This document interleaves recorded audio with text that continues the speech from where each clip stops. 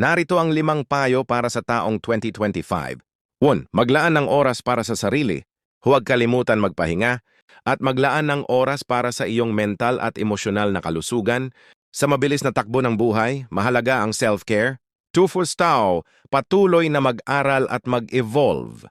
Ang mundo ay patuloy na nagbabago. Huwag matakot matuto ng bagong kasanayan at magbukas ng mga bagong oportunidad upang mag-grow. Throw, pelswaw, no relasyon. Waggan ba nag-respraw sa mga mahal sa buhay? Ang malalim na ugnayan sa pamilya at mga kaibigan ay nagbibigay ng suporta at kagalakan sa buhay.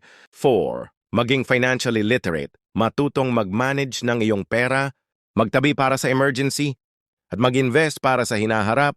Ang financial security ay isang mahalagang bahagi ng kaligayahan. Tapsa, magkaroon ng positibong pananaw. Ang mga pagsubok ay bahagi ng buhay.